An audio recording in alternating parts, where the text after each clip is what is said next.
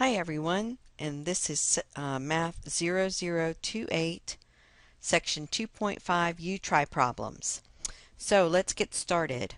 On letter A, we are distributing. So the main thing you have to remember in this section is that whenever you multiply, you have to add your exponents. And you're still using the distributive property the same way you did way back in Chapter 1. So if you look at this first one, we have negative x squared y times 2xy. That's the first step. So this is like a negative 1 in front of that x squared y. So negative 1 times 2 is negative 2. Now add your exponents. On the x's I have 2 and 1 would be x to the third, and y would be y squared. So that's the first term. And in this section, fingers help a lot. If you can kind of, point out what you're doing, it makes it a little bit easier. So now we're going to take the outside term times negative y squared. So a negative times a negative is a positive, and then we have x squared. There's no x with the other terms, so just bring down x squared, and y squared adds up to y to the third. Now if you look at these two terms, they are not like terms, so you're done. That's your answer. Okay? On letter B, we're going to take negative 5b and distribute it to all the terms in the first polynomial. Okay?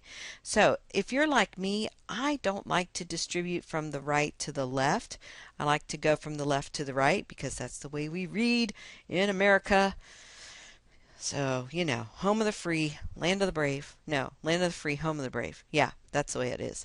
So I'm going to flip it because it's just easier to distribute left to right.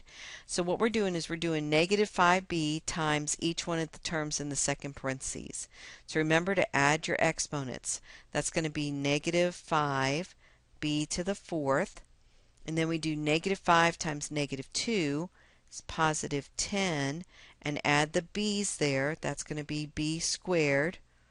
And then negative 5 times 2 would be negative 10, and just bring the b down.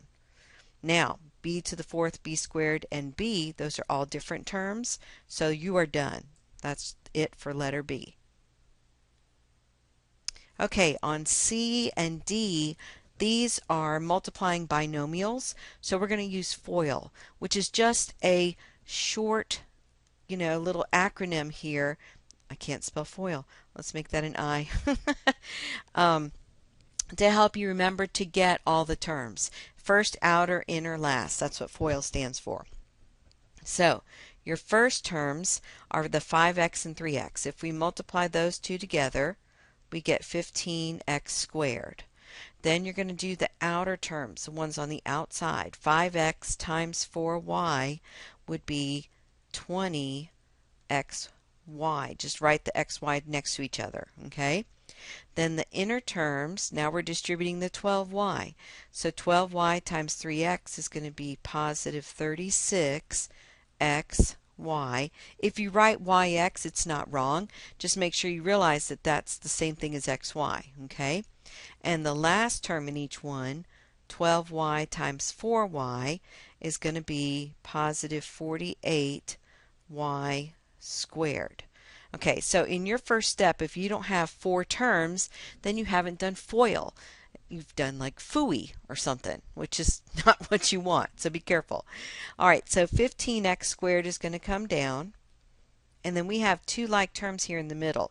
20xy plus 36xy would give you a positive 56xy plus, bring down 48y squared, and that would do it. For D, we're going to do the same thing. This is also a FOIL problem. So our first terms, 10 times 11 is 110a squared, because we had a times a. Then we have the outer terms, 10a times negative 7b is going to be negative 70ab. Just write those beside each other. Now we go with the inner terms. Negative 3 times 11 is negative 33ab. And I'm going to have to squish this in here. Negative 3b times negative 7b is going to be positive 21b squared, because you have b times b. All right, so in the middle we've got some like terms there. Okay, so the 110a squared comes down. Negative 70 and negative 33, those are both like terms. We're going to add those. So what the heck is that? Negative 103ab. Let me double check that. 70 and 33. Yep, negative 103ab. And then bring down plus 21b squared. And that would be it on that one. Now on E, this one, this is like the longest type of multiplication you will see. It's not FOIL because it's not two binomials. So FOIL only works when you have a 2 by 2. Okay, this is just regular plain distributing. Now, once again, I do not like to distribute from right to left, so I'm going to flip it. I'm going to put the 2a minus 5 at the beginning and put the longer polynomial, all this other mess, on the right hand side. So we're still, all we're doing is distributing. We're going to take 2a and multiply it by every single term in the second parentheses. And then we're going to take negative 5 and multiply it by every single term in the second parentheses. And then we're going to combine like terms. So much fun. So let's get going. Alright, so first term, 2a times 3a to the third is going to be 6a to the fourth, because remember you add the exponents. Alright, now I'm doing 2a times negative 2a squared. So that's negative 4a to the third, okay? 2a times a, the next term, is going to be positive 2a squared. And then we have 2a times negative 6, that's negative 12a. Now, so many people stop right here and they're like, whew, that was a lot. They act like they're a little Southern Belle. They're like, I just can't distribute anymore. I just can't do it. Well, forget that, Scarlett O'Hara. Okay, you need to keep going. So now we're only halfway done. We need to go back with negative 5. Negative 5 times 3a to the third is going to be negative 15a to the third. So I'm still just writing these all out in this beautiful line of math loveliness, right? I know you're all so excited. Okay, so then we do negative 5 times negative 2a squared. That is a positive 10a squared. Negative 5 times a would be negative 5a. And negative 5 times negative 6, a negative times a negative is a positive 30. Oh my gosh, that is a crazy line of stuff. So now the last step is to combine like terms. So our biggest exponent is a to the fourth. There's no other a to the fourth term, so 6a to the fourth is going to come down.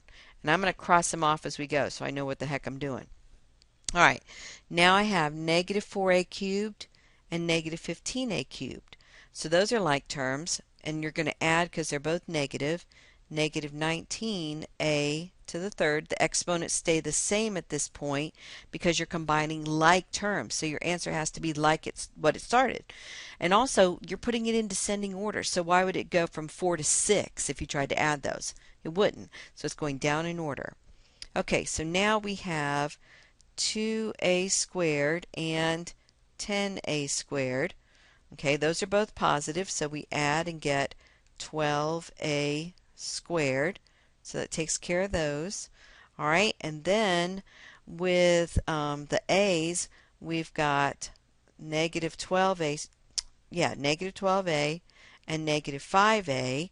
That's going to give me negative 17a. So those are gone. And plus 30. And that should be it. All right, have a great day.